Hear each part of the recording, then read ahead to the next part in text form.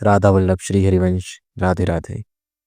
पूज्य गुरुदेव जी के चरणों में मेरा कोटि कोटि प्रणाम। साथ ही आप सभी भक्तजन, सभी प्रेमी जन और सभी संतजनों को भी मेरा प्रणाम। हमारे मन में सदैव उल्टे सीधे ख्याल आते ही रहते हैं, या फिर ऐसा कहें कि मन में यह डर बना ही रहता है कि हम कितना भी आध्यात्मिकता की तरफ जाएं, नाम जप की तरफ जाएं, प्रभु के चरणों में जाएं, या फिर प्रभु की सेवा अर्चना में, प्रभु के चिंतन में जाएं, फिर भी कहीं ना कहीं हमारे मन में उल्टे ख्याल कहीं ना कहीं किसी न किसी प्रकार से उत्पन्न होते ही रहते हैं। तो आखिर जब ऐसा हो रहा है तो हम क्या करें, या फिर हमें क्या करना चाहिए इस प्रकार के गलत, या फिर ऐसा कहें कि ऐसे दुर्विचारों से बचने के लिए। तो हम यह जान पा रहे हैं, या फिर यह कहें कि हम यह देख पा रहे हैं, या हम समझ पा रहे हैं कि हमारे मन में जो विचार आ रहे हैं यह सही हैं या गलत हैं, अच्छे हैं या बुरे हैं, धर्म स्वरूप हैं या अधर्म स्वरूप है हमारे लिए, ये हमें गलत राह की तरफ ले जा रहे हैं। इस बात का चयन कर पाना, या फिर इस बात पर विचार विमर्श कर पाना, ध्यान दे पाना ही आध्यात्मिकता की शक्ति का प्रभाव है।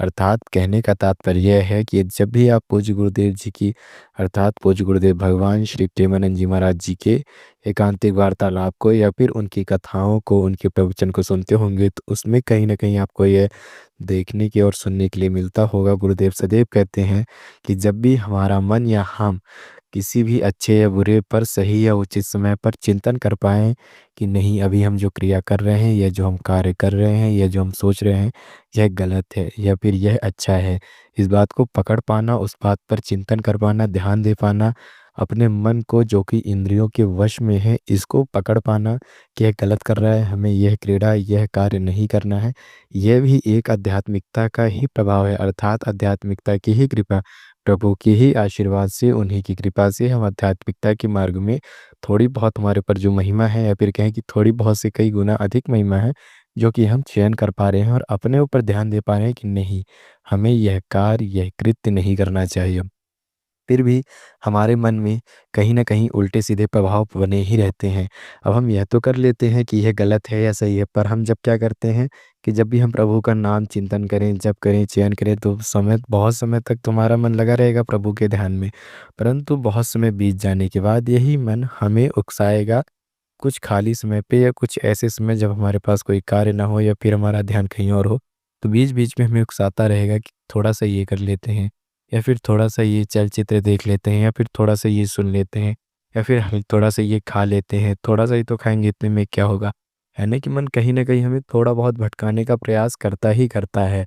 तो यहाँ पर भी हमें बहुत ज़्यादा डरना नहीं चाहिए, ना ही हमें बहुत ज़्यादा चिंतित होना चाहिए। क्यों?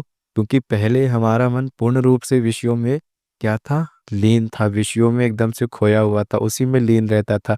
विषय के इतने सब ज़्यादा प्रभुत्व हो गया था कि हम कभी भी अच्छे की तरफ जा ही नहीं पा रहे थे, अच्छे-बुरे का चयन ही नहीं कर पा रहे थे। परंतु अब हमारे अंदर की जो प्रभाव है, हमारे अंदर की जो मन की शक्ति है, हमारा जो विचार है, हमारा जो व्यवहार है, अब वह पूर्ण रूप से गलत नहीं रह चुका है। ऐसा कह सकते हैं कि आधा-आधा हो चुका है, यानी कि अब हम आधे अच्छे राह की तरफ हो चुके हैं, और बचा हुआ जो हमारा थोड़ा-सा मन का जो प्रभाव है, मन की जो आदतें हैं, इंद्रियों के वश में जो हमारा मन है, वह अभी थोड़ा-सा बचा हुआ है। क्यों? क्योंकि हमारा अभ्यास बहुत ज़्यादा पुराना है, इसलिए हमें समय तो अवश्य रूप से लगेगा, और इस अभ्यास को पुनः से बदलने के लिए, अच्छे अभ्यास में लाने के लिए हमें संघर्ष भी करना पड़ेगा। अभ्यास रूपी तलवार हमें अपने मन पर निरंतर चलाती रहनी पड़ेगी, तभी जाकर के हमारा जो मन है, यह गलत जो अभ्यास कर रखा था, इससे बदल कर के किसी सही राह की अभ्यास की तरफ जाएगा। इसलिए जब भी हमें ऐसा लगे तो हमें बहुत ज़्यादा चिंतित नहीं होना है कि हम गलत विचारधारा की तरफ जा रहे हैं, या फिर हम कितना भी प्रयास कर रहे हैं, क्या मतलब निकल रहा है। अब इतना नाम जपित करते-करते इतना समय हो चुका, प्रभु की सेवा करते हुए इतना समय हो चुका, प्रभु का ध्यान करते हैं, नाम जप करते हैं, पाठ करते हैं, श्री हनुमान जी का नाम जप करते हैं, पाठ करते हैं, फिर चाहे आपके कोई भी आराध्य हो, परंतु हमारे पर कोई प्रभाव नहीं हो रहा। अभी भी हमारे घर में बिला गलत और विचारधारा रहती, तो नहीं, ऐसा नहीं है। अभी आप देखें कि आप कम से कम प्रभु का नाम तो ले पा रहे हैं, चाहे क्षण भर के लिए ही ले, तनिक समय के लिए ही ले, परंतु आप एकाग्र होकर के नाम ले रहे हैं, ये भी प्रभु की ही महिमा है। धीरे-धीरे जो आपके ऊपर बचा हुआ है, ये आधा 50% जो प्रभाव, इंद्रियों के वश का प्रभाव, जो बाहर की काम वासनाओं का प्रभाव है, बाहर की भोग विषयों का जो आपके ऊपर प्रभाव है, वह भी धीरे-धीरे कम अपने आप होता चला जाएगा। और हो सके तो जितना ज़्यादा हो सके अपने मन को मारने का प्रयास करें, अर्थात मन के विपरीत चलने का प्रयास करें, परंतु पूर्ण रूप से विपरीत भी नहीं चल सकते, क्योंकि हमें अपने मन का सहयोग लेकर के ही चलना पड़ेगा। यदि हम मन का सहयोग नहीं लेंगे तो हम किसी भी कार्य को कर ही नहीं पाएंगे। इसीलिए ध्यान दें कि मन का पूर्ण रूप से विरोध भी ना करे और ना ही पूरा का पूरा सहयोग करे। और जब आपका मन बहुत ज़्यादा आपको तड़पाने लगे तो अपने आप को कष्ट देना प्रारंभ करे। इस पर पूज्य गुरुदेव भगवान एक बहुत छोटी सी और सुंदर सी कथा सुनाते हैं। बहुत ही ध्यान से सुनिएगा सभी प्रेमी जनों। गुरु जी के सुनाते हैं अपनी कथा में कि एक बार क्या हुआ कि एक संत जन को बहुत ज़्यादा खीर खाने का मन हुआ।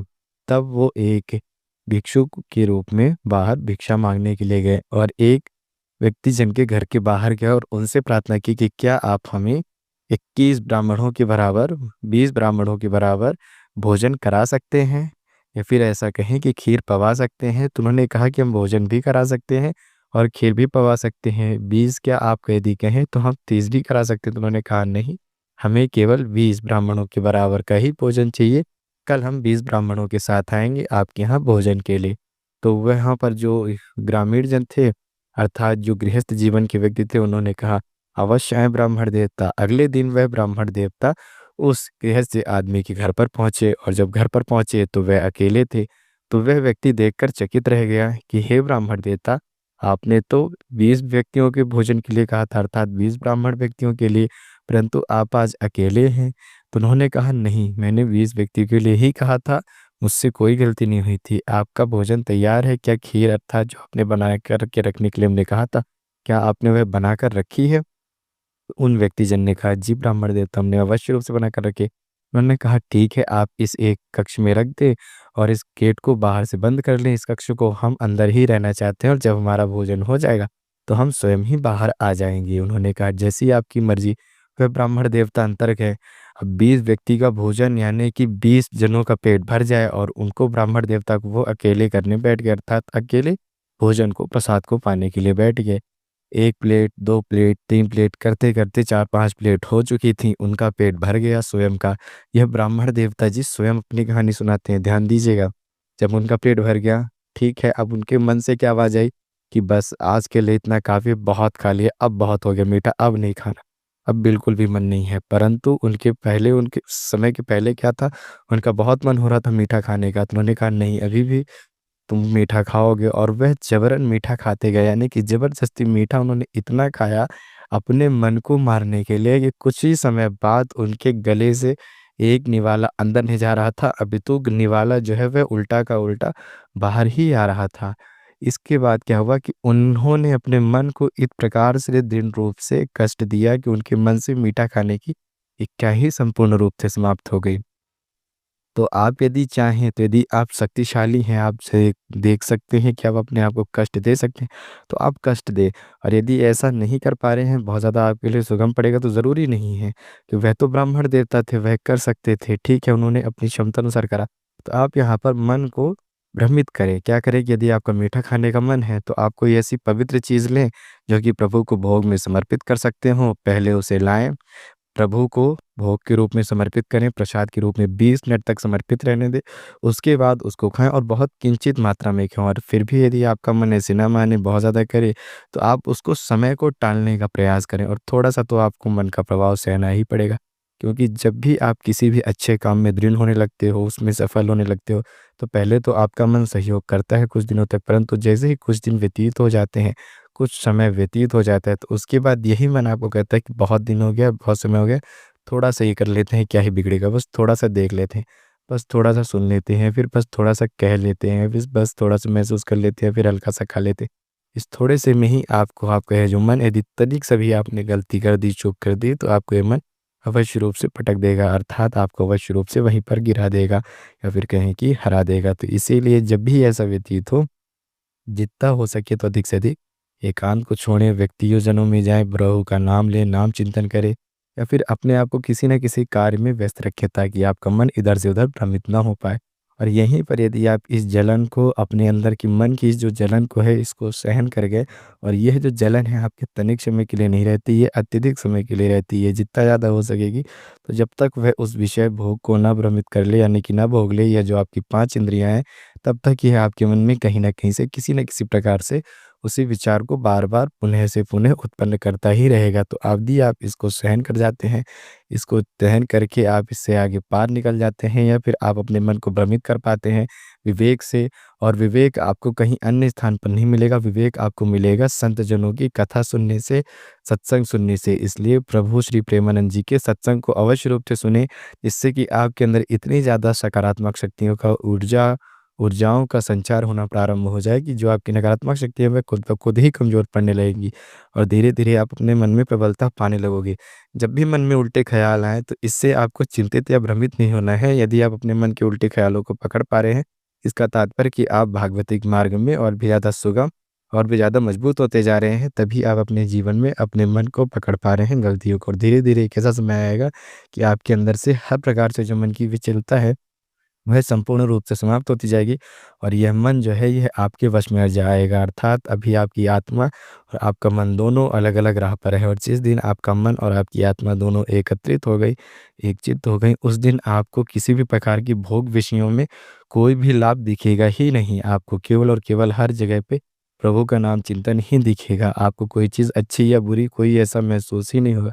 आप जो भी देखोगे सब प्रभु के स्वरूप ही दिखेगा। तो इसीलिए कभी भी मन में उल्टे ख़्याल आए, भ्रमित न हों, प्रभु का धन्यवाद कहें और यही समझें कि हम इस कार्य को पकड़ पा रहे हैं, अर्थात प्रभु की ही कृपा है, और पुनः से प्रभु का नाम चिंतन करें। उससे जो भी पाप होगा उसका हिसाब-किताब आपके नाम जप से ही कटता जाएगा। इससे आपको भ्रमित कभी भी नहीं होना है। तो आज की इस विशेष और प्रमुख चर्चा को जो करने का प्रयास था कि मन में उल्टे ख़्यालों से कैसे बचें, तो उसको हम सभी ने बहुत ही सरल और सहज रूप से करने का प्रयास किया गया है।